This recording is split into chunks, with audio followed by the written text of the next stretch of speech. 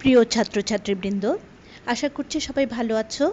তোমাদেরকে শুভেচ্ছা এবং সবাইকে শুভকামনা জানিয়ে আজকের ক্লাস শুরু করছি। আজকে আমাদের জীববিজ্ঞান দ্বিতীয় পত্র অর্থাৎ প্রাণীবিজ্ঞান ক্লাস। তোমাদেরকে স্বাগত জানাচ্ছি। আমি নাইলা হক, সহযোগী অধ্যাপক, প্রাণীবিজ্ঞান বিভাগ। আমাদের আজকের আলোচ্য বিষয় মানব জীবনের ধারাবাহিকতা। এটা আমাদের দ্বিতীয় ক্লাস। এর আগের ক্লাসে আমরা আলোচনা করেছি মানব জীবনের ধারাবাহিকতা অধ্যায়ের প্রজননের পুরুষ প্রজননতন্ত্র এবং স্ত্রী প্রজননতন্ত্র, তাদের গঠন এবং পুরুষ এবং স্ত্রী প্রজননতন্ত্রের হরমোনাল ক্রিয়া। আমাদের আজকের আলোচনার বিষয়বস্তু প্রজননের বিভিন্ন পর্যায় এবং দশা, তার মধ্যে বিশেষভাবে আলোচনা করব বয়ঃসন্ধিকাল, রজচক্র এবং গ্যামেট সৃষ্টি। আশা করছি ক্লাসটা তোমরা মনোযোগ দিয়ে শুনবে। আমরা প্রথমে একটু দেখে নেই প্রজননের বিভিন্ন পর্যায় এবং দশা। যে সমস্ত দশাগুলো ধারাবাহিকভাবে মানব জীবনের দেখা যায় সেগুলো হচ্ছে বয়ঃসন্ধিকাল বা বয়ঃপ্রাপ্তি, রজচক্র, গ্যামেট সৃষ্টি, নিষেক, ইমপ্ল্যান্টেশন, ভ্রূণের পরিস্ফুটন এবং ভ্রূণের বিকাশ। প্রত্যেকটার সংজ্ঞাই আমরা কিন্তু গত ক্লাসে আলোচনা করেছি। আমরা প্রথমে একটু দেখে নেই বয়ঃসন্ধিকাল বা বয়ঃপ্রাপ্তি। আমরা সংজ্ঞাটা একটু আলোচনা করছি।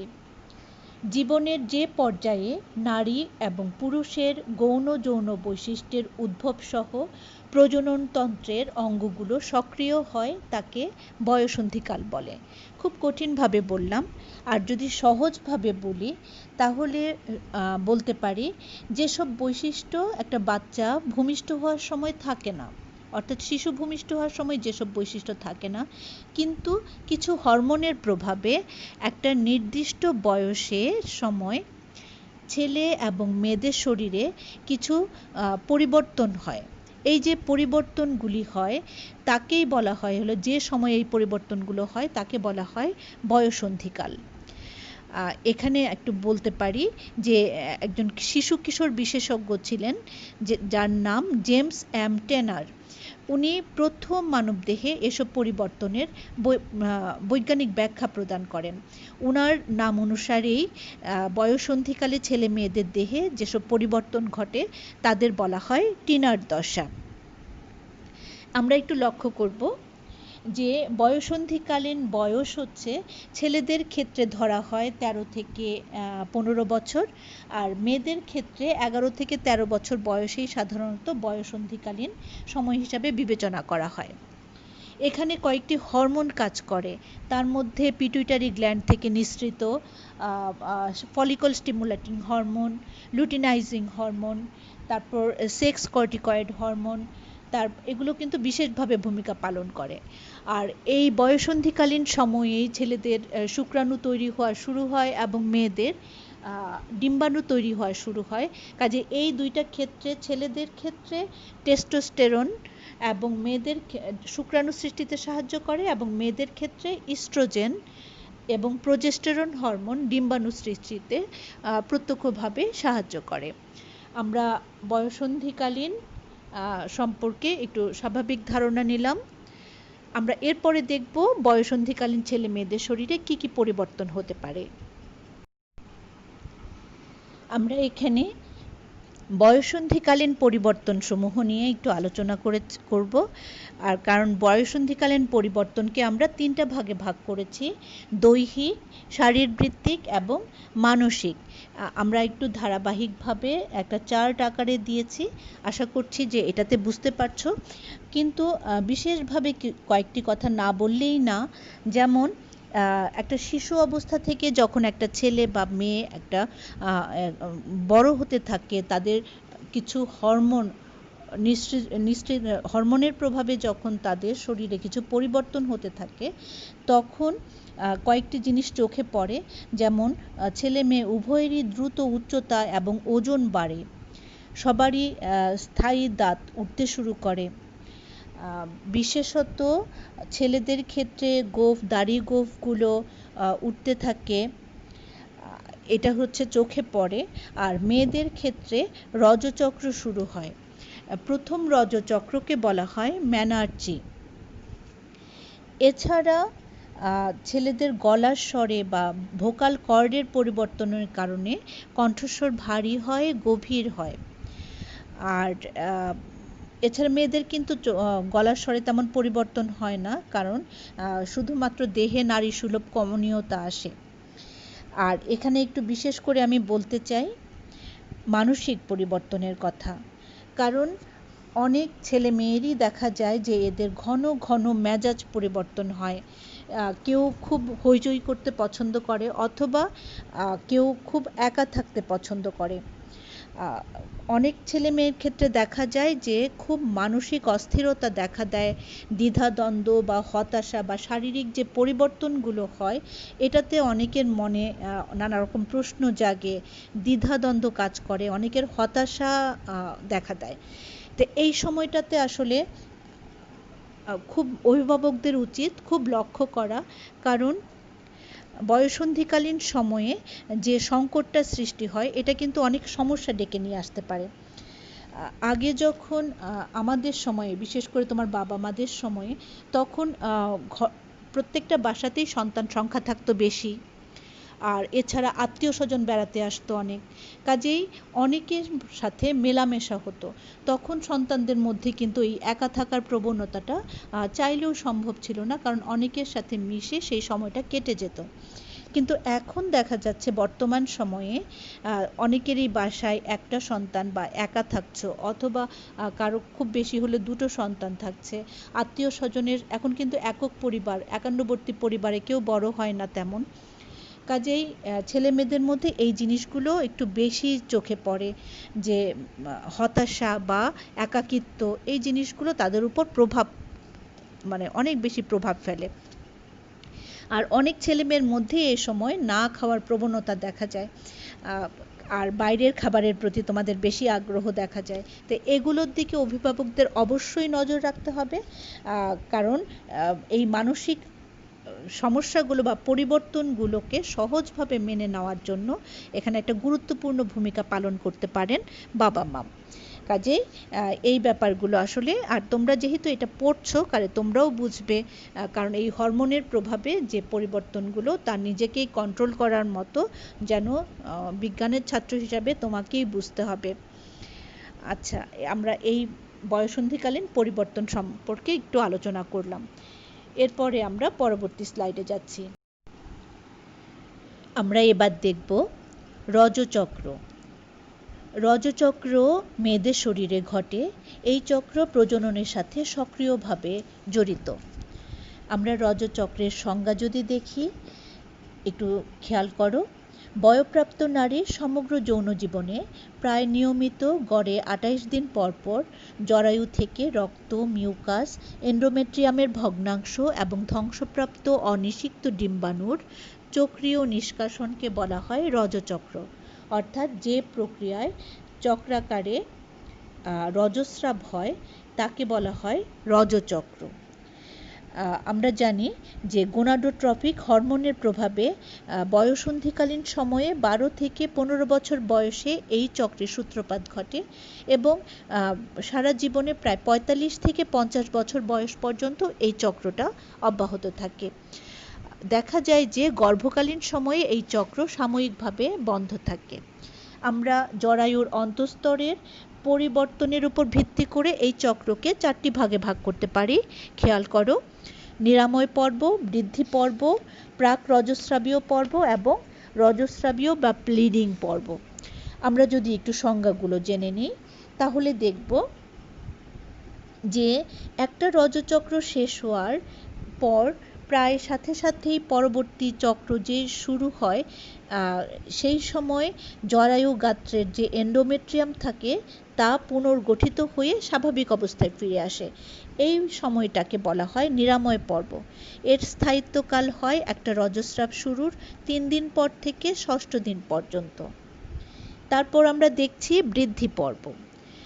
রজচক্রের যে পর্বে জরায়ুর এন্ডোমেট্রিয়াম অপেক্ষাকৃত বৃদ্ধিপ্রাপ্ত হয় এবং ডিম্বাশয় থেকে সেকেন্ডারি ওওসাইট নিষেকের উদ্দেশ্যে বিচ্ছিন্ন হয়ে ডিম্বপাত হয়, তাকে বলা হয় বৃদ্ধি পর্ব। এর স্থায়িত্বকাল হয় ৭ম দিন থেকে ১৪তম দিন পর্যন্ত, অর্থাৎ রজস্রাব শুরুর ৭ নম্বর দিন থেকে ১৪তম দিন পর্যন্ত। এরপরে আমরা দেখব প্রাক রজস্রাবীয় পর্ব, অর্থাৎ রজচক্রের যে পর্বে ব্লাস্টোসিস্ট ধারণের জন্য জরায়ুর এন্ডোমেট্রিয়াম পুনর্গঠিত পর্যায়ে অপেক্ষমান থাকে তাকে বলা হয় প্রাক রজস্রাবীয় পর্ব। এই পর্বের স্থায়িত্বকাল হচ্ছে রজচক্র শুরুর ১৫তম দিন থেকে ২৮তম দিন পর্যন্ত। আর সবচেয়ে শেষে আছে রজস্রাবীয় বা ব্লিডিং পর্ব। এই পর্বটা কিন্তু শুরু হয় যে ডিম্বপাতের পর থেকে ডিম্বাণু যদি নিষিক্ত না হয়, অর্থাৎ ৩৬ ঘন্টার মধ্যে ডিম্বাণু নিষিক্ত হতে হয়। তা যদি নিষিক্ত না হয় তাহলে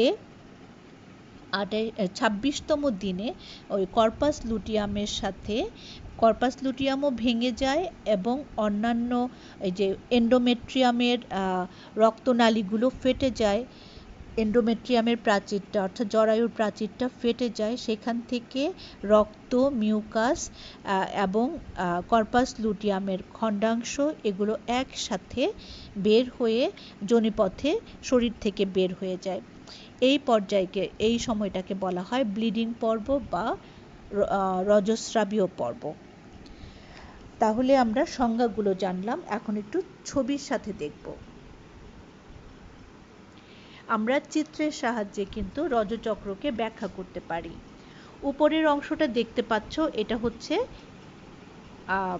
ওভারিয়ান চক্র বলি আমরা, আর নিচের অংশটাকে বলি জরায়ু প্রাচীরের পুরুত্বটা এখানে দেখানো হয়েছে। এখানে এই পুরো রজচক্রটাকে ০ দিন থেকে ২৮ দিন পর্যন্ত ব্যাখ্যা করা হয়েছে। ধরা হয়েছে ২৮ দিনের চক্র। কারো কারো ক্ষেত্রে কিন্তু ২৪ থেকে ৩২ দিনও পর্যন্ত হতে পারে, তবে স্বাভাবিকভাবে আদর্শ সময় ধরা হয় ২৮ দিন। এখানে ১৪তম দিনে ডিম্বপাত ঘটে। ওভারিয়ান চক্রটা ঘটে ওভারির মধ্যে, আর এটা হচ্ছে জরায়ুর প্রাচীরের অন্তঃপ্রাচীরের এন্ডোমেট্রিয়ামের স্তর। এই প্রথম থেকে ১৪তম দিন পর্যন্ত সময়কে বলা হয় ফলিকুলার দশা, কারণ ডিম্বাশয়ের ভিতরে গ্রাফিয়ান ফলিকলের মধ্যে এই ডিম্বাণুটা বৃদ্ধিপ্রাপ্ত হয়। এই দশাটিকে বলা হয় লুটিয়াল দশা। লুটিয়াল দশা বলা হয় কর্পাস লুটিয়াম থেকে আমরা এই দশাটার নামকরণ করা হয়েছে। অর্থাৎ ১৪তম দিনে যখন গ্রাফিয়ান ফলিকল থেকে ডিম্বাণু বের হয়ে যায়, তখন ক্ষয়প্রাপ্ত ফলিকল সংগঠিত হয়ে কর্পাস লুটিয়াম গঠন করে। এটি হলুদ বর্ণের এবং লিপিড দানা সমৃদ্ধ হয়ে থাকে। কর্পাস লুটিয়াম কিন্তু অন্তঃক্ষরা গ্রন্থির মতো কাজ করে এবং এটি থেকে কয়েকটি হরমোন বের হয়, তার মধ্যে আছে এস্ট্রোজেন এবং প্রোজেস্টেরন হরমোন। এই কর্পাস লুটিয়ামটা তার পরবর্তী সময়ে যদি ডিম্বাণুটা নিষিক্ত না হয়, তখন ২৬তম দিনে এই কর্পাস লুটিয়াম চুপসে যায় এবং এদের হরমোন ক্ষরণ ক্ষমতাটা শেষ হয়ে যায়। আমরা এই দশাটাকে বলছি লুটিয়াল দশা। এখন আমরা বর্ণনা করতে পারি যে রজচক্রটা পুরোপুরি। এই ওভারিয়ান চক্রটা আগে একটু বলি। প্রথম দিনেই দেখা যাচ্ছে যে ডিম্বাশয়ের মধ্যে গ্রাফিয়ান ফলিকলের মধ্যে ডিম্বাণু বর্ধিত হচ্ছে এবং ১৪তম দিনে গ্রাফিয়ান ফলিকলের ফেটে ডিম্বপাত ঘটল এবং ডিম্বপাত ঘটে এটা ডিম্বনালীতে চলে যায় এবং গ্রাফিয়ান ফলিকলটা কর্পাস লুটিয়ামে পরিণত হয়। যদি এই ডিম্বাণু নিষিক্ত না হয়, তখন কর্পাস লুটিয়ামও ভেঙে যায়, অর্থাৎ ২৬তম দিনে কর্পাস লুটিয়াম চুপসে যায় এবং এগুলোও কিন্তু ভেঙে পড়ে রজস্রাবের সাথে বের হয়ে যায়। আমরা একটু নিচের অংশটা দেখব। রজস্রাব শুরুর প্রথম 3 দিন পর থেকে শুরু হয় নিরাময় পর্ব, অর্থাৎ জরায়ু প্রাচীরের এন্ডোমেট্রিয়ামের স্তরটা পুনর্গঠিত হতে থাকে তৃতীয় দিন থেকে ষষ্ঠ দিন পর্যন্ত। এ সময় এন্ডোমেট্রিয়ামের প্রাচীর প্রায় 1 মিলিমিটার পর্যন্ত পুরু হতে পারে। তারপর দ্বিতীয় দশাটাকে বলি আমরা বৃদ্ধি পর্যায়, অর্থাৎ সপ্তম দিন থেকে 14তম দিন পর্যন্ত এন্ডোমেট্রিয়ামের প্রাচীর অনেক পুরু হতে থাকে এবং স্ফীত হয়। এ সময় এদের ভেতরের গ্রন্থিগুলো বড় বড় শাখা প্রশাখা বিশিষ্ট এবং কুণ্ডলীকৃত হয়। আর ভেতরে দেখো রক্তনালী দেখা যাচ্ছে, এই রক্তনালীগুলো থাকে। তারপরে 15তম দিন থেকে বলা হয় হচ্ছে প্রাক রজস্রাবীয় পর্যায়, অর্থাৎ 15তম দিন থেকে 28তম দিন পর্যন্ত এই সময়কে বলা হয় প্রাক রজস্রাবীয় পর্যায়। এ সময় ব্লাস্টোসিস্ট ধারণের জন্য জরায়ুর এন্ডোমেট্রিয়াম উপযুক্ত থাকে। কিন্তু যদি ডিম্বাণু নিষিক্ত না হয় তখন এই 26তম দিনে উপরে দেখো কর্পাস লুটিয়াম এর চুপসে যায় এবং কর্পাস লুটিয়ামের ভাঙন শুরু হয়। কর্পাস লুটিয়াম যখন চুপসে যায় তখন এদের হরমোন ধারণ ক্ষমতাটা কমে যায় এবং এই হরমোনাল সমর্থন না থাকায় জরায়ুর এন্ডোমেট্রিয়ামের প্রাচীর কুঞ্চিত হতে থাকে এবং এর ভেতরে যে রক্তনালীগুলো আছে সেগুলো অনেক কুণ্ডলী পাকিয়ে অবশেষে ফেটে যায়। এ সময় এন্ডোমেট্রিয়ামের প্রাচীরেও বিভিন্ন স্থানে ফাটল দেখা দেয় এবং রক্তক্ষরণ ঘটে। এইসব রক্ত তখন মিউকাস এবং অন্যান্য পদার্থের সাথে মিশে যোনিপথে বের হয়ে যায়। এই অবস্থাকেই কিন্তু ব্লিডিং দশা বা রজস্রাবীয় দশা হিসাবে বর্ণনা করা হয়। এই অবস্থা প্রায় 4 থেকে 5 দিন ব্যাপী চলে। এভাবেই কিন্তু আমরা একটি রজচক্রকে বর্ণনা করতে পারি। প্রজননের তৃতীয় ধাপে আমরা দেখছি গ্যামেট সৃষ্টি। এই গ্যামেট সৃষ্টি পর্যায়ে আমরা ছবি দিয়েছি দুইটা, একটা হচ্ছে শুক্রাশয়ের প্রস্থচ্ছেদ, আরেকটি হচ্ছে ডিম্বাশয়ের প্রস্থচ্ছেদ। শুক্রাশয়ের প্রস্থচ্ছেদে আমরা আগেই গঠন পড়েছিলাম যে এটা হচ্ছে শুক্রাশয়ের প্রস্থচ্ছেদ, সেখান থেকে সেমিনিফেরাস নালিকা সংগ্রাহক নালিকার মাধ্যমে বের হয়ে তৈরি হয়েছে এপিডিডাইমিস এবং এপিডিডাইমিস থেকে একটা নালীতে যুক্ত হয়েছে ভাস ডিফারেন্স। আর এখানে আমরা দেখতে পাচ্ছি একটা ডিম্বাশয়ের প্রস্থচ্ছেদ। এখানে ডিম্বাশয়ের মধ্যে ডিম্বাণু তৈরি হচ্ছে গ্রাফিয়ান ফলিকলের মধ্যে। ডিম্বাণুটা বৃদ্ধি পেয়েছে এবং 14তম দিনে এই ডিম্বপাত হলো এবং গ্রাফিয়ান ফলিকলটা পরিবর্তিত হয়ে গেল কর্পাস লুটিয়ামে। এটা আমরা ভেতরে দেখতে পেলাম। এর পরবর্তী আমরা স্লাইডে যাচ্ছি। এখানে দেখতে পাচ্ছি আমরা গ্যামেটোজেনেসিস। গ্যামেটোজেনেসিসের সংজ্ঞা হিসাবে আমরা বলতে পারি শুক্রাণু এবং ডিম্বাণু তৈরির প্রক্রিয়াকে, অর্থাৎ গ্যামেট তৈরির প্রক্রিয়াকে বলা হয় গ্যামেটোজেনেসিস। গ্যামেটোজেনেসিস 2 রকমের গ্যামেট হয় মানুষের শরীরে। ছেলেদের শরীরে হয় শুক্রাণু, মেয়েদের শরীরে হয় ডিম্বাণু। শুক্রাণু তৈরির বা শুক্রাণু বা স্পার্ম তৈরির প্রক্রিয়াকে বলা হয় স্পার্মাটোজেনেসিস এবং ডিম্বাণু তৈরির প্রক্রিয়াকে বলা হয় ওওজেনেসিস। এখানে একটি শুক্রাণুর ছবি আমরা দিয়েছি এবং একটি ডিম্বাণুর ছবি দিয়েছি। এই শুক্রাণু এবং ডিম্বাণুর গঠন আমরা গত ক্লাসে পড়েছি, আমরা এখানে আর গঠনটা বর্ণনা করলাম না। আমরা সরাসরি চলে যাচ্ছি শুক্রাণু এবং ডিম্বাণু তৈরির প্রক্রিয়ার মধ্যে। এই স্লাইডে আমরা স্পার্মাটোজেনেসিস এবং ওওজেনেসিস প্রক্রিয়াটা ব্যাখ্যা করব। স্পার্মাটোজেনেসিসের সংজ্ঞা হিসাবে বলতে পারি পূর্ণাঙ্গ শুক্রাণু তৈরি হওয়ার পদ্ধতিকে বলা হয় স্পার্মাটোজেনেসিস। শুক্রাণু তৈরি হয় শুক্রাশয়ের ভেতরে। শুক্রাশয়ের গঠন আমরা আগেই পড়েছি। শুক্রাশয়ের মধ্যে অসংখ্য সেমিনিফেরাস নালিকা থাকে। সেমিনিফেরাস নালিকার প্রাচীর জার্মিনাল এপিথেলিয়াম নামক আবরণী কোষে আবৃত থাকে। এই সব এপিথেলিয়াম কোষগুলি শুক্রাণুতে রূপান্তরিত হতে সক্ষম। তবে কিছু কিছু কোষ শুক্রাণু উৎপন্নে সরাসরি অংশগ্রহণ করে না, তাদেরকে বলা হয় সার্টোলি কোষ। এই কোষগুলো বৃদ্ধিশীল শুক্রাণুকে পুষ্টি সরবরাহ করে। যে সমস্ত কোষ শুক্রাণু গঠন করে বা শুক্রাণু তৈরিতে অংশ নেয় তাদেরকে বলা হয় প্রিমর্ডিয়াল জনন কোষ বা জনন মাতৃকোষ। আমরা এখানে স্পারমাটোজেনেসিস প্রক্রিয়াটা ব্যাখ্যা করার ক্ষেত্রে প্রথমেই আমরা একটি জনন মাতৃকোষ নিয়েছি। আমরা দেখাবো কিভাবে একটি জনন মাতৃকোষ থেকে একটি পূর্ণাঙ্গ শুক্রাণুতে রূপান্তরিত হয়। ছবিটা লক্ষ্য করো। জনন মাতৃকোষ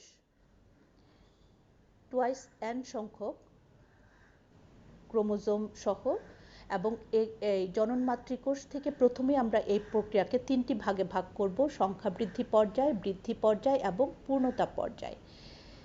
সংখ্যা বৃদ্ধি পর্যায়ের ক্ষেত্রে জনন মাতৃকোষের প্রথমে মাইটোসিস বিভাজন হয় এবং এর মাধ্যমেই কিন্তু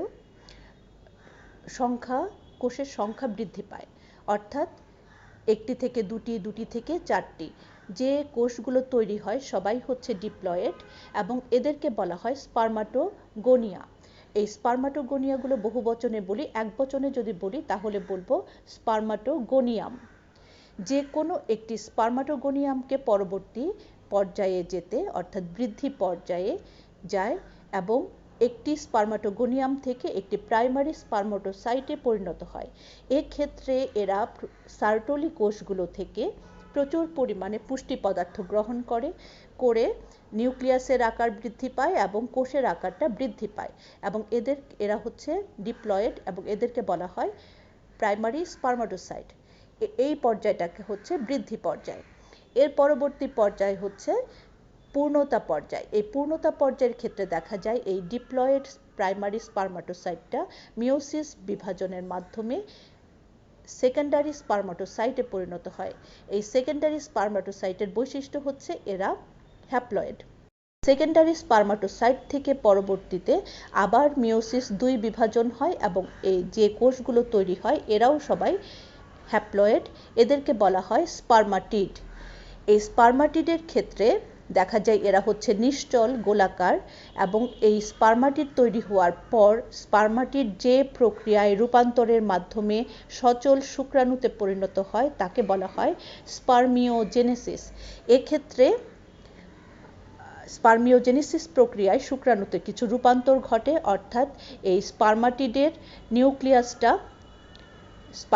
নিউক্লিয়াস কিছু পরিবর্তনের মাধ্যমে শুক্রাণুর মাথায় বসে, অর্থাৎ এর মধ্যে নিউক্লিওপ্লাজম, নিউক্লিওলাস এগুলো বিচ্ছিন্ন হয়ে যায় এবং শুধু ক্রোমোজোমীয় অংশটা শুক্রাণুর মাথায় বসে।